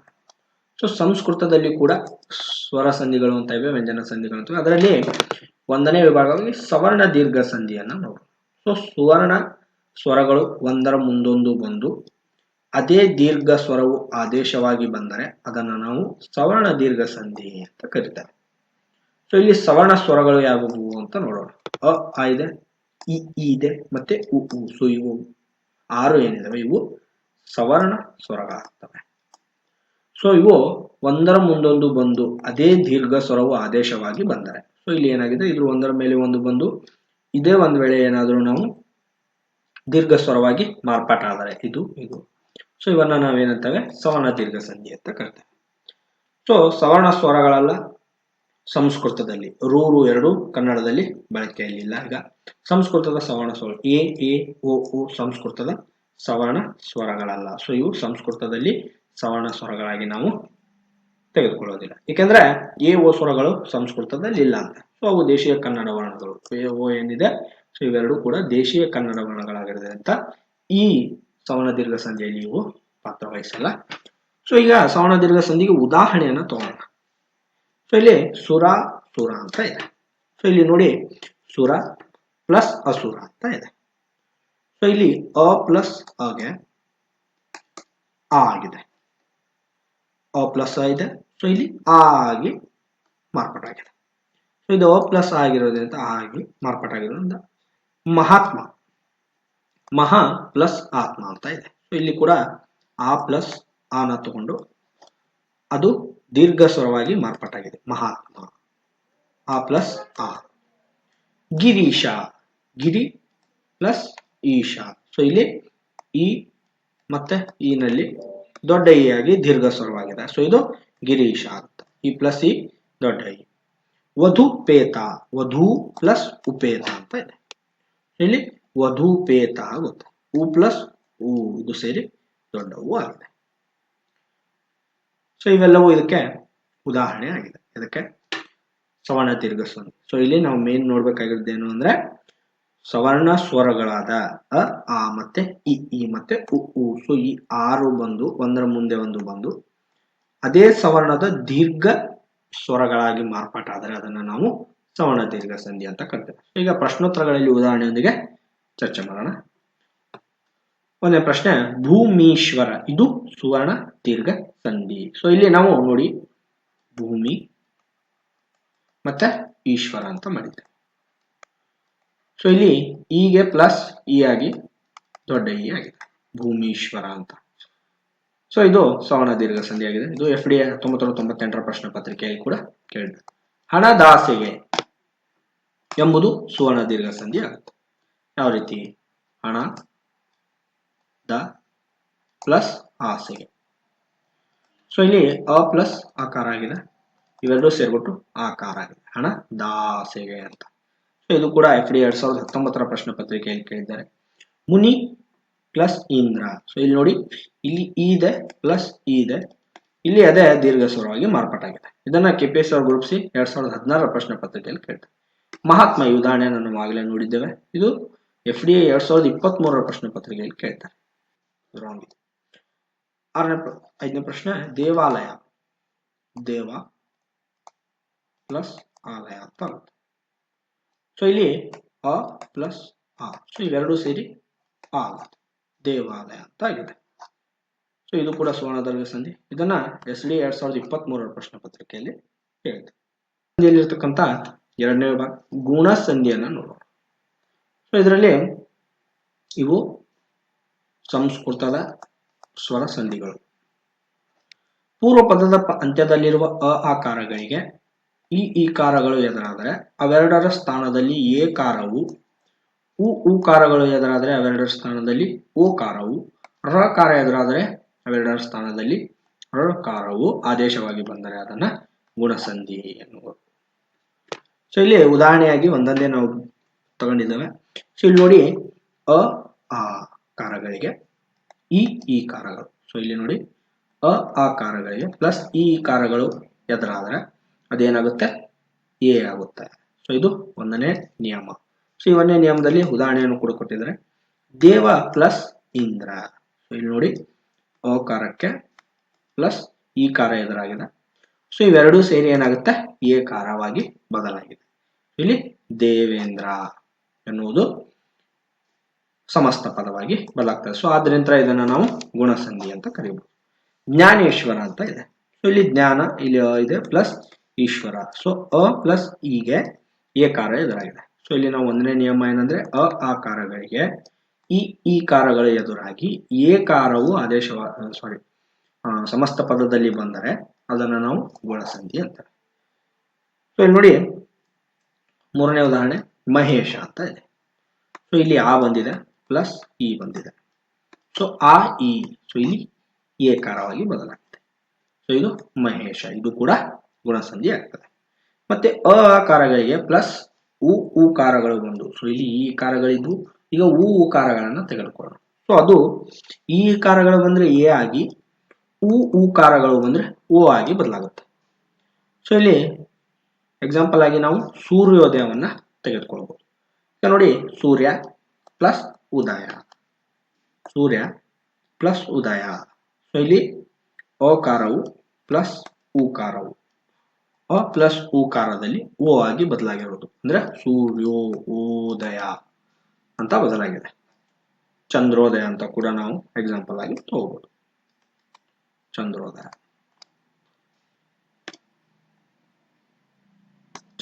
ಅಂತ ಕೂಡ ಎಕ್ಸಾಂಪಲ್ ಆಗಿ ನಾವು ತೆಗೆದುಕೊಳ್ಬಹುದು. ಈಗ ಮೂರನೇ ನಿಯಮವನ್ನು ನೋಡೋಣ. ಅ ಆಕಾರಗಳಿಗೆ ಋಕಾರವು ಎದುರಾಗಿ ಬಂದ್ರೆ, ಸೊ ಉತ್ತರ ಪದದಲ್ಲಿ ಋಕಾರವು ಏನಾದ್ರೂ ಬಂದ್ರೆ ಅದು ಏನಾಗುತ್ತೆ, ಅರ್ರ ಅಂತ ಆಗುತ್ತೆ. ಸೊ ಈಗ ಉದಾಹರಣೆ 5ನೇ ತಗೊಳ್ಳೋಣ. ಮಹರ್ಷಿ ಅಂತ ಇದೆ. ಸೊ ಇಲ್ಲಿ ನೋಡಿ, ಮಹಾ, ಸೊ ಇಲ್ಲಿ ಆಕಾರ ಬಂದಿದೆ, ಮತ್ತೆ ಅದಕ್ಕೆ ಎದುರಾಗಿ ಉತ್ತರ ಪದದಲ್ಲಿ ಋಕಾರವಾಗಿ ಬಂದಿದೆ. ಸೊ ಆ ಪ್ಲಸ್ ರು ಏನಾಗುತ್ತೆ, ಅರ್ರ ಅಂತ ಆಗುತ್ತೆ. ಸೊ ಇದನ್ನು ನಾವು ಮಹರ್ಷಿ ಅಂದ್ರೆ ಅರ್ ಇದೆ ಹೊತ್ತು ಅರೆಂದು. ಸೊ ಇಲ್ಲಿ ಏನಾಗಿದೆ, ಮಹರ್ಷಿ ಅಂತ ಆಗಿದೆ. ಸೊ ಅದರಿಂದ ನೆನ್ಪಿಟ್ಕೊಳ್ಬೇಕಾಗ್ತದೆ. ಸೊ ಇವು ಮುಂದೆ ನಮಗೆ ಪ್ರಶ್ನೋತ್ತರಗಳ ಚರ್ಚೆಗಳಲ್ಲಿ ಉದಾಹರಣೆಯಾಗಿ ತಗೊಳ್ಳೋಣ. ಗುಣಸಂಧಿಯಲ್ಲಿ ಒಂದೇ ಉದಾಹರಣೆಯಾಗಿ ಚಂದ್ರೋದಯ ಅಂತ ತಗೊಳ್ಳೋಣ. ಸೊ ನಾವು ಆಗ್ಲೇ ಹೇಳಿದಾಗ ಚಂದ್ರ ಪ್ಲಸ್ ಉದಯ ಅಂತ ಆಗುತ್ತೆ. ಸೊ ಇಲ್ಲಿ ಆಕಾರಗಳಿಗೆ ಪ್ಲಸ್ ಉಕಾರಗಳಾಗಿ ಬಂದ್ರೆ ಓಕಾರ ಆಗುತ್ತೆ, ಚಂದ್ರೋದಯ ಅಂತ ಆಗಿದೆ. ವಿಜಯೋತ್ಸವ, ಇದು ಕೂಡ ವಿಜಯ ಪ್ಲಸ್ ಉತ್ಸವ ಆಗುತ್ತೆ. ಸೊ ಇಲ್ಲಿ ಅಕಾರಗಳಿಗೆ ಉಕಾರ ಬಂದ್ರೆ ಗುಣಸಂಧಿ ಆಗುತ್ತೆ. ಸೊ ಇದನ್ನ KR ಐಡಿಯಲ್ FDA 2023 ಪ್ರಶ್ನೆ ಪತ್ರಿಕೆಯಲ್ಲಿ ಕೇಳಿದ್ದಾರೆ. ಇದನ್ನ KSP ಅವರ 2010 ಪ್ರಶ್ನೆ ಮತ್ತೆ KCC ಬ್ಯಾಂಕ್ ಅವರ 2023 ಪ್ರಶ್ನೆ ಪತ್ರಿಕೆಯಲ್ಲಿ ಕೂಡ ಇದನ್ನ ಕೇಳಿದ್ದಾರೆ. ಇಲ್ಲಿ ಎಕ್ಸಾಂಪಲ್ ಆಗಿ ಮಹೇಶ ತಗೊಂಡಿದ್ವಿ ನಾವು. ಲೋಕೋತ್ತರ, ಲೋಕ ಪ್ಲಸ್ ಉತ್ತರ. ಸೊ ಇಲ್ಲಿ ನೋಡಿ, ಲೋಕ ಪ್ಲಸ್ ಉತ್ತರ ಅಂತ ಇದೆ. ಸೊ ಇಲ್ಲಿ ಅಕಾರಗಳಿಗೆ ಒಂದು ವೇಳೆ ಅಕಾರಗಳಿಗೆ ಉಕಾರವು ಎದುರಾದ್ರೆ ಏನಾಗುತ್ತೆ, ಅದು ಓಕಾರ ಆಗುತ್ತೆ. ಸೊ ಇಲ್ಲಿ ಓಕಾರ ಆದ್ರೆ ಲೋಕೋ ಅಂತ ಆಗಿದೆ, ಲೋಕೋತ್ತರ. ಮತ್ತೆ ರಾಜೇಶ್ವರಿ ಅಂತ ಇದೆ. ಸೊ ಇದನ್ನು ಉದಾಹರಣೆಗೆ ತಗೋಣ. ಈಗ ರಾಜ ಪ್ಲಸ್ ಈಶ್ವರಿ, ಈಶ್ವರಿ ಅಂತ ಇದೆ. ಸೊ ಇಲ್ಲಿ ಹಾಗೆ ಈ ಕಾರ ಬಂದಿದೆ. ಸೊ ಇಲ್ಲಿ ಏನಾಗುತ್ತೆ, ಎ ಕಾರ ಆಗುತ್ತೆ. ಈ ಕಾರಗಳು ಬಂದ್ರೆ ಎ ಕಾರ ಆಗುತ್ತೆ, ಹೂ ಕಾರಗಳು ಬಂದ್ರೆ ಹೂ ಆಗುತ್ತೆ, ಇಷ್ಟೇ. ಮತ್ತೆ ರೂ ಕಾರಗಳು ಏನಾದ್ರು ಆ ಈ ಕಾರಕ್ಕೆ ಉತ್ತರ ಪದದಲ್ಲಿ ಬಂದ್ರೆ ಅದು ರ ಅಂತ ಆಗುತ್ತೆ. ಸ್ವರಕ್ಕೆ ಸ್ವರ ಪರವಾದಾಗ ಸಂಧಿ ಆಗುವುದಿಲ್ಲ, ಅದಕ್ಕೆ ನಾವು ಏನಂತೇವೆ? ಸೊ ಇಲ್ಲಿ ಒಂದ್ ವೇಳೆ ನಾವು ಸ್ವರಕ್ಕೆ ಸ್ವರ ಎದುರಾದಾಗಿ ಒಂದು ಸಮಸ್ತ ಪದವಾಗಿ ಅರ್ಥಪೂರ್ಣವಾಗಿದ್ರೆ ಅದನ್ನ ನಾವು ಸಂಧಿ ಅಂತ ಕರಿತೇವೆ. ಒಂದು ವೇಳೆ ಸ್ವರಕ್ಕೆ ಸ್ವರ ಪರವಾದಾಗ ಸಂಧಿ ಆಗುವುದೇ ಇರುವುದಿಲ್ಲ, ಸೊ ಅವಾಗ ಅದಕ್ಕೆ ನಾವೇನಂತೇವೆ? ಪ್ರಕೃತಿ ಭಾವ ಅಂತ ಕೂಡ ಕರೀತೇವೆ. ಸೊ ಯಾವುದೇ ಒಂದು ಸ್ವರಕ್ಕೆ ಸ್ವರ ಬಂದು ಅಕ್ಷರಗಳು ಸರಿಯಾಗಿ ಹೊಂದಿಕೊಳ್ಳದೆ ಯಾವುದೇ ರೀತಿಯ ಒಂದು ಸಮಸ್ತ ಪದ ಒಂದು ವೇಳೆ ಅಲ್ಲಿ ಉದ್ಭವ ಆಗದೆ ಇದ್ರೆ ಅದನ್ನು ನಾವು ಪ್ರಕೃತಿ ಭಾವ ಅಂತ ಕರಿತೇವೆ. ಸೊ ಇಲ್ಲಿ ಉದಾಹರಣೆಗೆ ಹೊಸ ಅಂಗಿ ಅಂತ ತಗೊಂಡಿದ್ದಾರೆ. ಸೊ ಇಲ್ಲಿ ಹೊಸ ಅಂಗಿ ಅನ್ನೋದು ಹೊಸ ಅಂಗಿ ಅನ್ನೋಕ್ಕೂ ಬರಲ್ಲ. ಸೊ ಮತ್ತೆ ಇಲ್ಲಿ ಲೋಪ ಸಂಧಿ ಆಗೋದಿಲ್ಲ. ಸೊ ಇಲ್ಲಿ ಯಾವುದೇ ರೀತಿಯ ಒಂದು ವೇಳೆ ಸಂಧಿ ಆಗೋದಿಲ್ಲ, ಅವಕಾರ ಹೊಸ ಅಂಗಿ ಅನ್ನೋದು ಆಗೋದಿಲ್ಲ. ಸೊ ಅದರಿಂದ ಹೊಸ ಅಂಗಿಗೆ ನಾವು ಏನಂತೇವೆ? ಪ್ರಕೃತಿ ಭಾವ ಅಂತ ಕರೀತೇವೆ. ಸೊ ಸ್ವರಕ್ಕೆ ಸ್ವರ ಪರವಾಗಿ ಒಂದು ವೇಳೆ ಅಲ್ಲಿ ಯಾವುದೇ ಒಂದು ಸಂಧಿ ಆಗದೆ ಅರ್ಥಪೂರ್ಣ ಅಕ್ಷರ ಸಮಸ್ತ ಪದದಲ್ಲಿ ಬರಲಿಲ್ಲ ಅಂದ್ರೆ ಅದನ್ನ ನಾವು ಪ್ರಕೃತಿ ಭಾವ ಅಂತ ಕರಿತೇವೆ. ಸೊ ಇದನ್ನು ಕೂಡ ನಾವು ನೆನಪಿಟ್ಕೋಬೇಕಾಗ್ತದೆ. ಸೊ ಈ ಪ್ರಶ್ನೆಯನ್ನು KPSC ಅವರ ಗ್ರೂಪ್ ಸಿ 2017ರ ಪ್ರಶ್ನೆ ಪತ್ರಿಕೆಯಲ್ಲಿ, ಮತ್ತೆ KSET ಅವರ 2019ರಲ್ಲಿ, ಮತ್ತೆ FDA ಇತ್ತೀಚಿನ 2023ರಲ್ಲಿ. ಸೊ ಇದು ಇಂಪಾರ್ಟೆಂಟ್ ಆಗಿದೆ, ಇದನ್ನ ದಯವಿಟ್ಟು ತಾವು ನೆನಪಿಟ್ಕೊಳ್ಬೇಕು. ಸ್ವರಕ್ಕೆ ಸ್ವರ ಪರವಾದಾಗ ಸಂಧಿ ಆಗದೇ ಇದ್ದರೆ ಅದಕ್ಕೆ ನಾವು ಪ್ರಕೃತಿ ಭಾವ ಅಂತ. ಓ ದೇವರೇ ಕಾಪಾಡು, ಇದು ಪ್ರಕೃತಿ ಭಾವ. ಸೊ ಇದು ಯಾವುದೇ ರೀತಿಯ ಸಂಧಿ ಮಾಡ್ಲಿಕ್ಕೆ ಬರೋದಿಲ್ಲ. ಆಗಮ, ಆದೇಶ, ಲೋಪ ಇವು ಕನ್ನಡ ಸಂಧಿ. ಸೊ ಇವು ಮೂರು ಕೂಡ ಕನ್ನಡ ಸಂಧಿ ಆಗಿರ್ತಾವೆ. ಸೊ ಇದನ್ನ KPSC ಅವರ ಗ್ರೂಪ್ ಸಿ 2017ರಲ್ಲಿ ಕೇಳಿತ್ತು. ಈಗ ಸಂಸ್ಕೃತ ಸಂಧಾನಗಳಿರ್ತಕ್ಕಂಥ ಸ್ವರ ಸಂಧಿಗಳಲ್ಲಿ ಮೂರನೇ ಸಂಧಿ ಯಾವುದು ಅಂದ್ರೆ ವೃದ್ಧಿ ಸಂಧಿ. ಸೊ ಇಲ್ಲಿ ಪೂರ್ವ ಪದದ ಅಂತ್ಯದಲ್ಲಿರುವ ಅ ಆಕಾರಗಳಿಗೆ ಎ ಐ ಕಾರಗಳು ಅಂದ್ರೆ ಸಂಧ್ಯಕ್ಷರಗಳು, ಇಲ್ಲಿ ಒಂದೇ ಸಂಧ್ಯಕ್ಷರ ಇದೆ, ಐ ಸಂಧ್ಯಕ್ಷರ ಕಾರಗಳು ಎದುರಾದ್ರೆ ಅವೆರಡರ ಸ್ಥಾನದಲ್ಲಿ ಐ ಕಾರವು ಔ ಕಾರಗಳು ಎದುರಾದರೆ ಅವೆರಡರ ಸ್ಥಾನದಲ್ಲಿ ಔ ಕಾರವು ಆದೇಶವಾಗಿ ಬಂದ್ರೆ ಅದನ್ನ ನಾವು ಏನಂತೇವೆ? ವೃದ್ಧಿ ಸಂಧಿ ಅಂತ ಕರಿತೇವೆ. ಸೊ ಇಲ್ಲಿ ಇದನ್ನ ನಾವು ಕಾಂಪ್ಲಿಕೇಟ್ ಮಾಡೋದು ಬೇಡ. ಸೊ ಇಲ್ಲಿ ಉದಾಹರಣೆಯೊಂದಿಗೆ ತಗೊಂಡ್ರೆ ಅವು ನಾವು ಎಳೆಯಾಗಿ ಬಿಟ್ಟಿಡ್ಬೋದು. ಸೊ ಇಲ್ಲಿ ನೋಡಿ ಅ ಪ್ಲಸ್ ಆ ಇದೆ. ಸೊ ಇದು ಪ್ಲಸ್ ಇಲ್ಲಿ ಏನಾಗಿದೆ? ಎ ಪ್ಲಸ್ ಐ ಬಂದರೆ, ಸೊ ಇಲ್ಲಿ ನೋಡಿ ಒಂದನೇ ನಿಯಮ ಇದು, ಅ ಆಕಾರಗಳಿಗೆ ಎ ಐ ಕಾರಗಳು ಎದುರಾಗಿ ಬಂದ್ರೆ, ಸೊ ಆ ಆಕಾರಗಳಿಗೆ ಎ ಐಗಳು ಉತ್ತರ ಪದದಲ್ಲಿ ಬಂದ್ರೆ ಅದೇನಾಗುತ್ತೆ? ಐ ಅಂತ ಆಗುತ್ತೆ. ಸೊ ಇಲ್ಲಿ ನೋಡಿ ಏಕ ಪ್ಲಸ್ ಏಕ ಅಂತ ಇದೆ. ಸೊ ಇಲ್ಲಿ ಏಕ ಅಂದ್ರೆ ಅ ಪ್ಲಸ್ ಏಕಾರ ಎದುರಾಗಿದೆ, ಸೊ ಹಾಗೆ ಏಕಾರ ಎದುರಾಗಿದೆ. ಸೊ ಇದೇನಾಗುತ್ತೆ? ಈಗ ಐ ಅಂತ ಬದಲಾಗುತ್ತೆ, ಏಕೈಕ ಅಂತ ಆಗುತ್ತೆ. ಸೊ ಅದರ ಇದನ್ನ ನಾವು ವೃದ್ಧಿ ಸಂಧಿ ಅಂತ ಕರೀತಾರೆ. ಮತ್ತೆ ಎರಡನೇ ಉದಾಹರಣೆ ಜನೈಕ್ಯ ಅಂತ ತಗೋಣ. ಸೊ ಇಲ್ಲಿ ಕೂಡ ನೋಡಿ ಜನ ಅ ಇದೆ ಪ್ಲಸ್ ಐ ಇದೆ. ಸೊ ಇಲ್ಲಿ ಐ ಇದೆ. ಸೊ ಅ ಪ್ಲಸ್ ಐ ಏನಾಗುತ್ತೆ? ಐ ಆಗುತ್ತೆ. ಸೊ ಇದು ಕೂಡ ಜನೈಕ್ಯ. ಮೂರನೇ ಅಷ್ಟೈಶ್ವರ್ಯ ಅಂತ ಇದೆ. ಸೊ ಅಷ್ಟ ಪ್ಲಸ್ ಐಶ್ವರ್ಯ ಅಂತ ಇದೆ. ಸೊ ಅಷ್ಟ ಪ್ಲಸ್ ಐಶ್ವರ್ಯ. ಸೊ ಇಲ್ಲಿ ಅ ಪ್ಲಸ್ ಐ ಏನಾಗುತ್ತೆ? ಐ ಆಗುತ್ತೆ. ಸೊ ಇದನ್ನ ನಾವು ಒಂದನೇ ನಿಯಮಕ್ಕೆ ಉದಾಹರಣೆಯಾಗಿ ತೆಗೆದುಕೊಳ್ಬಹುದು. ಅ ಪ್ಲಸ್ ಆ ಪ್ಲಸ್ ಓ ಪ್ಲಸ್ ಔ. ಸೊ ಇಲ್ಲಿ ಅ ಆಕಾರಗಳಿಗೆ ಒಂದ್ ವೇಳೆ ಓ ಮತ್ತೆ ಔಕಾರಗಳು ಏನಾದರೂ ಉತ್ತರ ಪದದಲ್ಲಿ ಬಂದ್ರೆ ಅವನ್ನ ನಾವೇನಂತೇವೆ? ಅವು ಆಗಿ ಮಾರ್ಪಾಡು ಮಾಡ್ಕೊಳ್ತೇವೆ. ಸೊ ಜಲೌಘ ಮತ್ತೆ ಜಲ ಪ್ಲಸ್ ಓಘ, ಜಲೌಘ ಅಂತ ಆಗುತ್ತೆ. ಸೊ ಇಲ್ಲಿ ಅ ಇದೆ ಪ್ಲಸ್ ಓಕಾರ ಬಂದಿದೆ, ಇದೇನಾಗುತ್ತೆ? ಔಕಾರವಾಗಿ ಮಾರ್ಪಾಡಾಗುತ್ತೆ. ಸೊ ಔ. ಸೊ ಇಲ್ಲಿ ಇದೆ ಔ. ವನೌಷಧಿ, ವನ ಪ್ಲಸ್ ಔಷಧಿ. ಸೊ ಔಕಾರಕ್ಕೆ ಔಕಾರ ಬಂದ್ರೆ ಅವನೇ ಆಗುತ್ತೆ, ವನೌಷಧಿ ಅಂತ ಆಗಿದೆ. ಸೊ ಇವೆಲ್ಲ ಏನಿವೆ. ನಾಲ್ಕನೇದು ಎಣ್ಸಂಧಿ ಅಂತ ಒಂದು ತಗೊಳ್ಳಿ. ಸೊ ಇಲ್ಲಿ ಪೂರ್ವ ಪದದ ಅಂತ್ಯದಲ್ಲಿರುವ ಈ ಮತ್ತೆ ಉ ಮತ್ತೆ ರೂಕಾರಗಳಿಗೆ ಸವರ್ಣವಲ್ಲದ ಸ್ವರ ಎದುರಾದರೆ ಸಂಧಿ ಆಗುವಾಗ ಈ ಕಾರಗಳಿಗೆ ಯಕಾರವು ಮತ್ತೆ ಉಕಾರಗಳಿಗೆ ವಕಾರವು ಮತ್ತೆ ಋಕಾರಕ್ಕೆ ಋಕಾರವು ಆದೇಶವಾಗಿ ಬಂದ್ರೆ ಅದನ್ನು ನಾವು ಎಣ್ಸಂಧಿ ಅಂತ ಕರೀತಾರೆ. ಸೊ ಇಲ್ಲಿ ನಾವು ಡೆಫಿನೇಷನ್ ಅಲ್ಲಿ ಇದನ್ನ ಸರಿಯಾಗಿ ಐಡೆಂಟಿಫೈ ಮಾಡೋದಾಗುತ್ತೆ. ಸೊ ಆದ್ರಿಂದ ಇದನ್ನ ನಾವು ಉದಾಹರಣೆಯೊಂದಿಗೆ ಪ್ರತ್ಯೇಕವಾಗಿ ನಿಯಮಗಳನ್ನು ತಗೊಂಡ್ರೆ ನಮ್ಗೆ ಇದಾಗುತ್ತೆ. ಸೊ ಇಲ್ಲಿ ಒಂದನೇ ನಿಯಮ ಏನು ಅಂದ್ರೆ ಈ ಕಾರಗಳಿಗೆ ಸವರ್ಣವಲ್ಲದ ಸ್ವರ. ಇಲ್ಲಿ ಈ ಏನಿವೆ ಸೊ ಇವು ಸವರ್ಣ ಅಕ್ಷರಗಳಾಗಿರ್ತವೆ. ಸೊ ಇದಕ್ಕೆ ಸವರ್ಣವಲ್ಲದ ಸ್ವರ ಯಕಾರ ಒಂದು ವೇಳೆ ಏನಾದ್ರೂ ಇಲ್ಲಿ ಸಮಸ್ತ ಪದದಲ್ಲಿ ಬಂದ್ರೆ ಅದನ್ನ ನಾವೇನಂತೇವೆ ಎಣ್ಸಂಧಿ ಅಂತೇವೆ. ಇದಕ್ಕೆ ಉದಾಹರಣೆಯಾಗಿ ಒಂದೇ ತಗೋಣ. ಈ ಕಾರಕ್ಕೆ ಯಕಾರ ಅತ್ಯವಸರ ಅಂತ ಇದೆ. ಸೊ ಅತಿ ಪ್ಲಸ್ ಅವಸರ. ಸೊ ಇಲ್ಲಿ ಈ ಕಾರ ಅಂದ್ರೆ ಅತಿಗೆ ಈ ಹಾಕಿ ಪ್ಲಸ್ ಅ ಹಾಕಿ. ಸೊ ಇಲ್ಲಿ ಏನಾಗುತ್ತೆ, ಇದು ಯಕಾರ ಆಗುತ್ತೆ. ಸೊ ಅತ್ಯವಸರ ಇದು ಹೀಗೆ ಸವರ್ಣವಲ್ಲದ ಸ್ವರ ಯಕಾರ ಬಂದ್ರೆ ಇದನ್ನ ನಾವು ಎಣ್ಸಂಧಿ ಅಂತ. ಸೊ ಎರಡನೇ ಉದಾಹರಣೆ ಜಾತ್ಯತೀತ ಅಂತ ತಗೊಳ್ಳಿ. ಸೊ ಜಾತಿ ಅಂತ ಇದೆ ಪ್ಲಸ್ ಅತೀತ ಅಂತ ಇದೆ. ಸೊ ಇಲ್ಲಿ ಹೀಗೆ ಆಕಾರ ಬಂದಿದೆ, ಇಲ್ಲಿ ಕೂಡ ಯಕಾರ ಆಗಿದೆ. ಸೊ ಕೊಟ್ಯದೀಶ್ವರ, ಕೊಟ್ಯ ಪ್ಲಸ್ ಅದೀಶ್ವರ ಅಂತ ಇದೆ. ಸೊ ಇಲ್ಲಿ ಕೊಟ್ಯದೀಶ್ವರ ಅಂತ ಆಗುತ್ತೆ. ಸೊ ಇಲ್ಲಿ ಯಕಾರವು ಒತ್ತಕ್ಷರವಾಗಿ ಬಂದಿದೆ.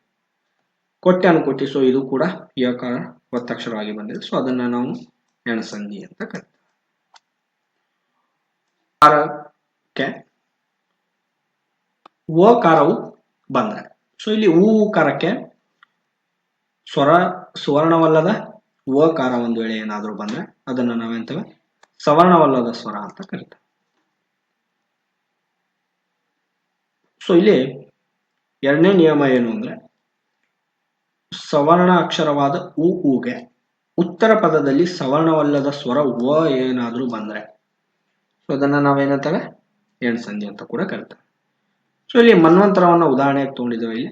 ಸೊ ಮನು ಪ್ಲಸ್ ಅಂತರ ಅಂತ ಇದೆ. ಸೊ ಇಲ್ಲಿ ಪ್ಲಸ್ ಅ ಆಗುತ್ತೆ. ಸೊ ಇದಕ್ಕೆ ನಾವು ಏನಂತೇವೆ ಕಾರವನ್ನ ತಗೊಳ್ಳಿದ್ದೇವೆ, ವಕಾರ. ಸೊ ಇಲ್ಲಿ ಸುವರ್ಣವಲ್ಲದ ಸ್ವರ ಯಾವುದು ಕಾರ ಆದೇಶವಾಗಿ ಬಂದಿದೆ. ಸೊ ಅದಕ್ಕೆ ನಾವಿಲ್ಲಿ ಮನ್ವಂತರ, ಇದು ಕೂಡ ಎಣ್ಸಂಧಿ ಆಗ್ತದೆ. ಪ್ಲಸ್ ಸವರ್ಣವಲ್ಲದ ಸ್ವರ ರ ಆಗುತ್ತೆ. ಸೊ ಒಂದ್ ವೇಳೆ ಏನಾದ್ರೂ ರೂಗೆ ಪೂರ್ವ ಪದದಲ್ಲಿ ಬಂದು ಉತ್ತರ ಪದದಲ್ಲಿ ರ ಏನಾದ್ರೂ ಬಂದ್ರೆ, ಸೊ ರೂಗೆ ಉತ್ತರ ಪದದಲ್ಲಿ ರ ಏನಾದ್ರೂ ಬಂದ್ರೆ ಅದೇನಾಗುತ್ತೆ ರ ಆಗುತ್ತೆ, ಅಂದ್ರೆ ಈ ಒತ್ತಾಗುತ್ತೆ. ಸೊ ಇಲ್ಲಿ ಎಕ್ಸಾಂಪಲ್ ಆಗಿ ಏನ್ ತಗೊಂಡಿದ್ದೀವಿ ನಾವು ಪಿತ್ರಾರ್ಜಿತ ಅಂತ ತಗೊಂಡಿದ್ದೀವಿ. ಸೊ ಇಲ್ಲಿ ಪಿತೃ, ಇಲ್ಲಿ ಕಾರ ಬಂದಿದೆ ಪ್ಲಸ್ ಆರ್ಜಿತ ಅಂತ ಇದೆ. ಸೊ ಒಂದ್ ವೇಳೆ ಇದು ಕಾರ ಏನಾದ್ರೂ ಬಂದ್ರೆ ಎಲ್ಲಿ ಪೂರ್ವ ಪದದಲ್ಲಿರ್ತಕ್ಕಂಥ ಕೊನೆ ಪದದಲ್ಲಿ ಒಂದು ವೇಳೆ ಏನಾದ್ರೂ ಸವರ್ಣವಲ್ಲದ ಕಾರ ಏನಾದ್ರೂ ಬಂದ್ರೆ ಅದೇನಾಗುತ್ತೆ ರ ಅಂತ ಆಗುತ್ತೆ. ಸೊ ಪ್ಲಸ್ ರ ಪಿತ್ರಾರ್ಜಿತ, ಇಲ್ಲಿ ರ ಆಗುತ್ತೆ. ಸೊ ಅದಕ್ಕೆ ಇದು ಕೂಡ ಎಣ್ಸಂಧಿ.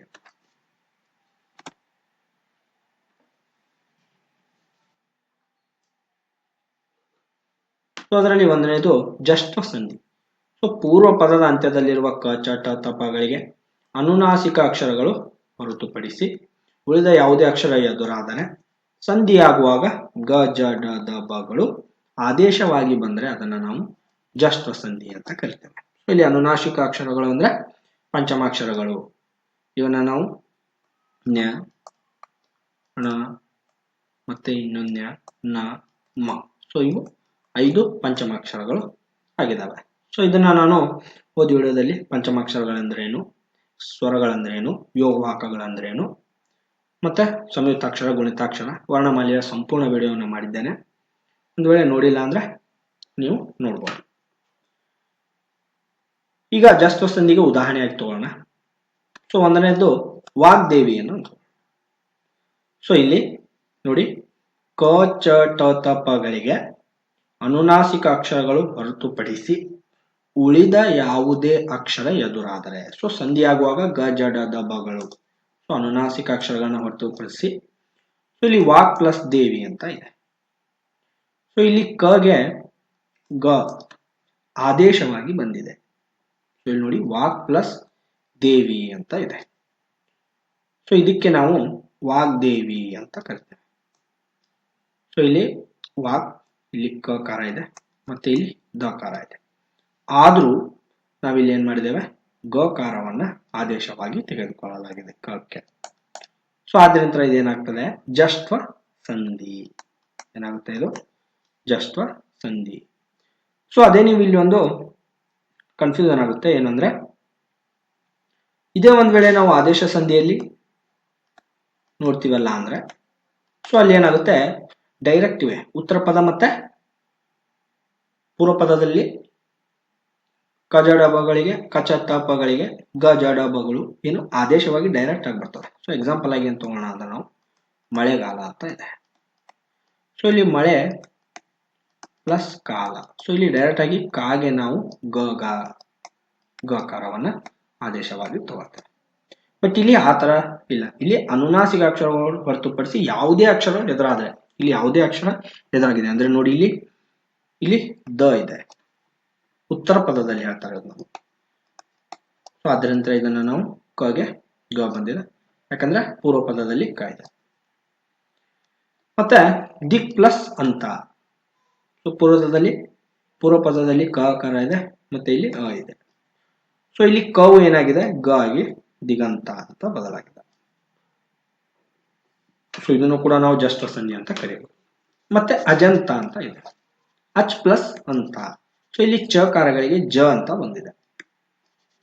ಆದ್ರೆ ಇಲ್ಲಿ ಪೂರ್ವ ಪದದಲ್ಲಿ ಇರುವ ಅಕ್ಷರಗಳಿಗೆ ಚೇಂಜ್ ಆಗಿದೆ. ಇದನ್ನು ನಾವು ನೆನ್ಪಿಟ್ಕೋಬೇಕು. ಚಗೆ ಜಕಾರ. ಷಡಾನನ. ಸೊ ಷಟ್ ಪ್ಲಸ್ ಆನನ ಅಂತ ಇದೆ. ಸೊ ಇಲ್ಲಿ ಟಕಾರಗಳಿಗೆ ಡಕಾರ ಆಗಿ ಬಂದಿದೆ.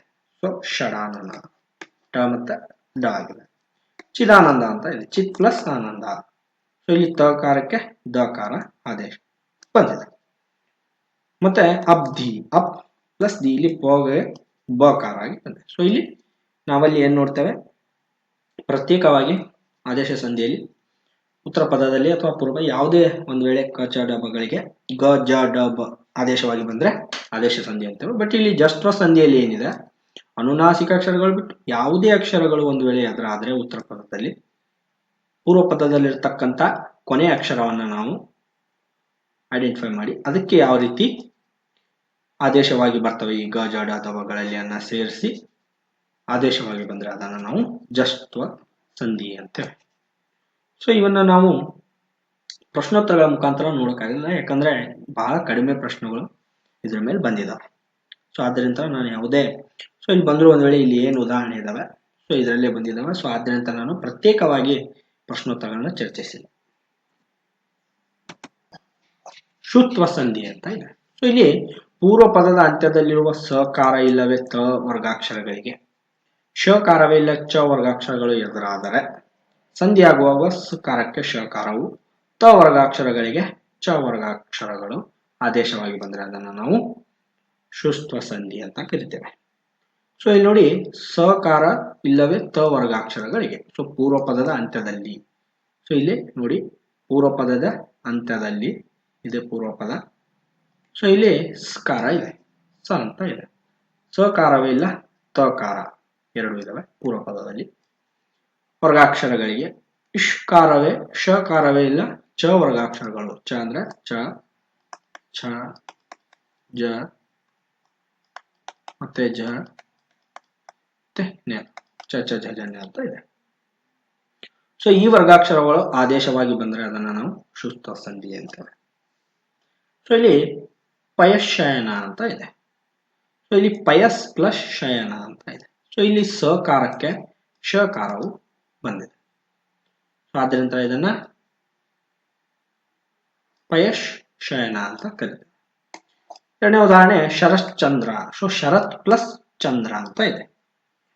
ಸೊ ಇಲ್ಲಿ ತ ವರ್ಗಾಕ್ಷರಗಳಿಗೆ ಚ ವರ್ಗಾಕ್ಷರಗಳು ತಕ್ಕೆ ಚ ಆದ್ರಿಂದ ಇದು ಶರತ್ಚಂದ್ರ ಅಂತ ಆಗಿದೆ. ಮೂರನೇ ಉದಾಹರಣೆ ಬ್ರಹ್ಮಛತ್ರ. ಸೊ ಬೃಹತ್ ಅಂತ ಇದೆ. ಇಲ್ಲಿ ತಗೆ ಚ ಆಗಿದೆ. ಸೊ ಇಲ್ಲಿ ನೋಡಿ ಚಕಾರ ಬಂದಿದೆ ಬೃಹಚ್ಛತ್ರ ಅಂತ ಇದೆ. ಜಗಜ್ಯೋತಿ. ಸೊ ಜಗತ್ ಪ್ಲಸ್ ಜ್ಯೋತಿ ಅಂತ ಇದೆ. ಸೊ ಇದು ತಕ್ಕೆ ಏನಾಗಿದೆ ಜಕಾರ ಬಂದಿದೆ ಜಗತ್ ಜ್ಯೋತಿ ಅಂತ.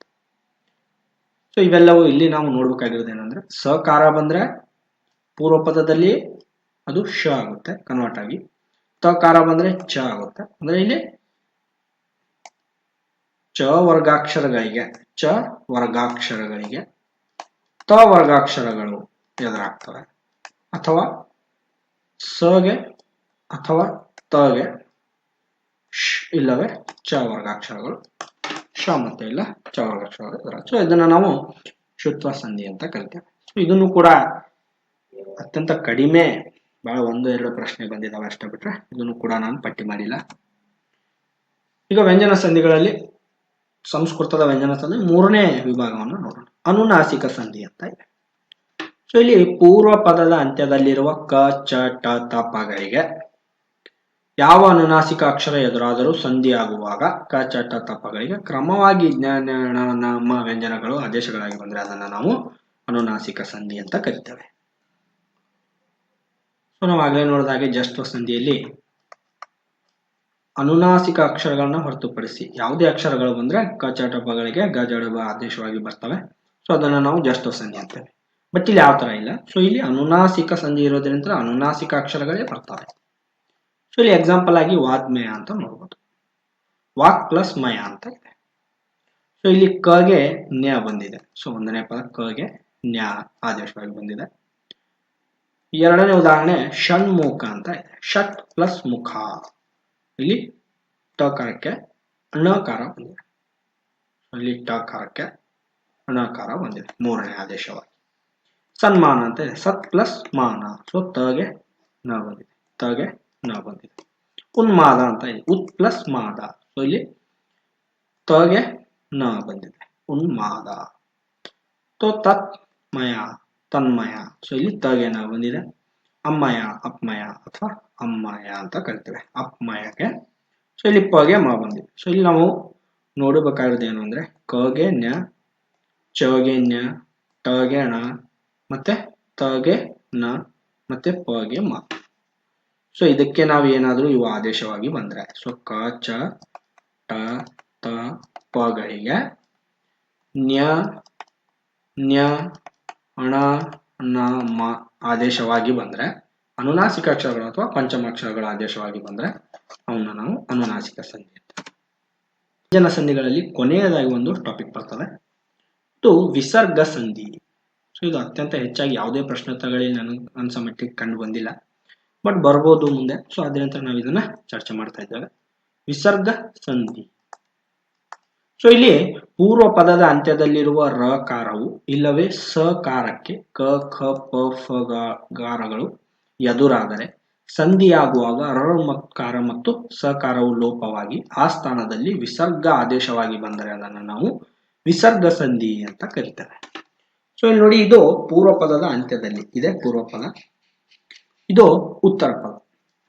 ಸೊ ಪೂರ್ವ ಪದದಲ್ಲಿರುವ ರಕಾರಕ್ಕೆ, ಸೊ ಇಲ್ಲಿ ಅಂತರ ಅಂತ ಇದೆ. ಸೊ ಇಲ್ಲಿ ರಕಾರಕ್ಕೆ ಇಲ್ಲವೇ ಸಕಾರಕ್ಕೆ, ಅಥವಾ ಇಲ್ಲಿ ಸಕಾರ ಇದೆ, ಇಲ್ಲವೇ ಸಕಾರಕ್ಕೆ ಕ ಖ ಹ ಫ, ಸೊ ಇವು 4 ಅಕ್ಷರಗಳಲ್ಲಿ ಒಂದು ಬಂದು, ಸೊ ಇಲ್ಲಿ ಕ ಇದೆ, ಇಲ್ಲಿ ಪ ಇದೆ, ಇಲ್ಲಿ ಫ ಇದೆ, 3 ಇದಾವೆ.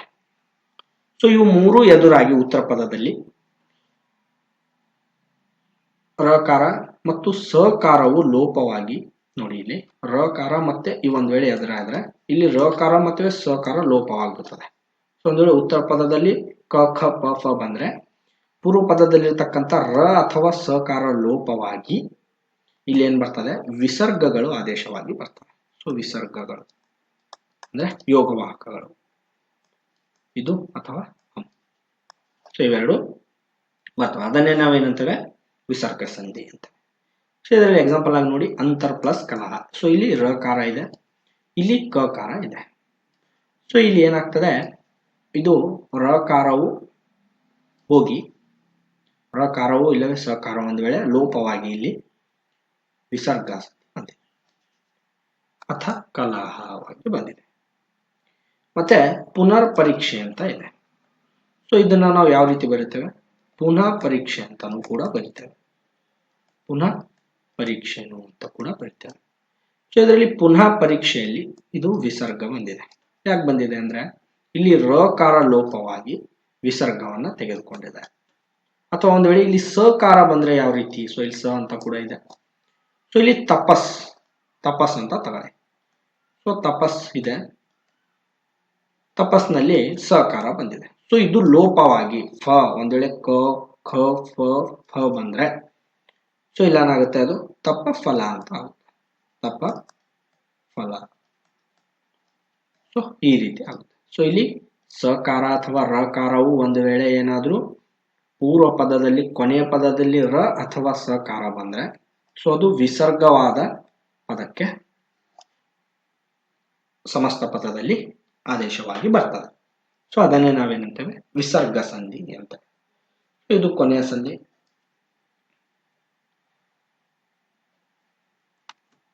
ಮಾಡಿದ್ವಿ ಕನ್ನಡ ಸಂಧಿ ಮತ್ತೆ ಸಂಸ್ಕೃತ ಸಂಧಿ ಅಂತ. ಸೊ ಅದರಲ್ಲಿ ಮತ್ತೆ ಪುನಃ ಅಕ್ಷರದ ಆಧಾರದ ಮೇಲೆ ಸ್ವರ ಸಂಧಿ. ಸೊ ಅದರಲ್ಲಿ ಲೋಪ ಸಂಧಿಯನ್ನ ನೋಡಿದ್ವಿ, ಮತ್ತೆ ಆಗಮ ಸಂಧಿಯನ್ನ ಕೂಡ ನೋಡಿದ್ವಿ. ವ್ಯಂಜನ ಸಂಧಿ ಅಂತ ಬರ್ತದೆ, ಅದರಲ್ಲಿ ಆದೇಶ ಸಂಧಿಯನ್ನ ನೋಡಿದ್ವಿ. ಸೊ ಸ್ವರ ಸಂಧಿಗಳು ಅಂದ್ರೆ ಸಂಸ್ಕೃತದಲ್ಲಿ ಶ್ರವಣ ದೀರ್ಘ ಸಂಧಿ, ಗುಣ ಸಂಧಿ, ವೃದ್ಧಿ ಸಂಧಿ, ಎಣ್ ಸಂಧಿ ಅಂತ ಕೂಡ ಬಂದಿದೆ. ಸೊ ಅದರಲ್ಲಿ ಇರೋದು ಮತ್ತೆ ಪುನಃ ವ್ಯಂಜನ ಸಂಧಿಗಳು ಅಂತ ಬಂದಿದೆ. ಸೊ ಅದರಲ್ಲಿ ಒಂದನೇದು ಜಷ್ಟ್ವ ಸಂಧಿ, ಎರಡನೇ ಶುಷ್ತ್ವ, ಮೂರನೇದು ಅನುನಾಸಿಕ, ನಾಲ್ಕನೇದು ವಿಸರ್ಗ. ಸೊ ಇವೆಲ್ಲವನ್ನ ಈಗ ಚರ್ಚೆ ಮಾಡಿದ್ವಿ. ಮತ್ತೊಂದು ಪದ ಏನು ಅಂದ್ರೆ ಒಂದ್ ವೇಳೆ ಸಂಧಿ ಆಗದೆ ಉಳಿದಿರ್ತಕ್ಕಂಥ ಈಗ ಓ ದೇವರೇ ಕಾಪಾಡು. ಸೊ ಇದು ನಾವು ಎಕ್ಸಾಂಪಲ್ ಆಗಲೇ ನೋಡಿದ್ವಿ. ಸೊ ಓ ದೇವರೇ ಕಾಪಾಡು ಒಂದ್ ವೇಳೆ ಇದನ್ನ ನಾವು ಯಾವುದೇ ರೀತಿಯ ಸಮಸ್ತ ಪದ ಮಾಡ್ಲಿಕ್ಕಾಗದೆ ಒಂದ್ ವೇಳೆ ಸಮಸ್ತ ಪದ ಮಾಡಿದ್ರೂ ಕೂಡ ಅಲ್ಲಿ ಯಾವುದೇ ರೀತಿಯ ತಪ್ಪಾಗಿ ಅದು ಅರ್ಥವಾಗಿ ಶಬ್ದ ಬಂದ್ರೆ ಸೊ ಅದನ್ನ ನಾವೇನಂತೇವೆ ಪ್ರಕೃತಿ ಭಾವ ಅಂತ ಕೂಡ ಕರಿತೇವೆ. ಸೊ ಸಂಧಿಯಾಗದ ಪದವನ್ನ ನಾವು ಪ್ರಕೃತಿ ಭಾವ ಅಂತ ಕರಿತೇವೆ. ಸ್ವರದ ಮುಂದೆ ಸ್ವರ ಬಂದು, ಸ್ವರದ ಮುಂದೆ ಸ್ವರ ಅಥವಾ ಅಕ್ಷರ ಬಂದು ಅದು ಸಂಧಿಯಾಗದೆ ಅಥವಾ ಸಂಧಿಯಾದರೂ ಸಮಸ್ತ ಪದ ಏನಿರ್ತದೆ ಅದು ಅರ್ಥ ಕೆಡುವಂತಿದ್ದರೆ, ಸೊ ಅರ್ಥ ಕೆಡುವಂತಿದ್ದರೆ ಅದನ್ನ ನಾವು ಹಾಗೆ ಬಿಡ್ತೇವೆ. ಸೊ ಅದೇ ಪ್ರಕೃತಿ ಭಾವ. ಸೊ ಇದನ್ನ ನೆನ್ಪಿಟ್ಕೊಳ್ಬೇಕಾಗ್ತದೆ. ಸೊ ನಿಮ್ಗೆ ಇಲ್ಲಿವರೆಗೂ ನಾನು ಮಾಡಿರ್ತಕ್ಕಂಥ ಕ್ಲಾಸ್ ಇಷ್ಟವಾದಲ್ಲಿ ದಯವಿಟ್ಟು ಲೈಕ್ ಮಾಡಿ ಮತ್ತೆ ಸಬ್ಸ್ಕ್ರೈಬ್ ಮಾಡಿ. Thank you.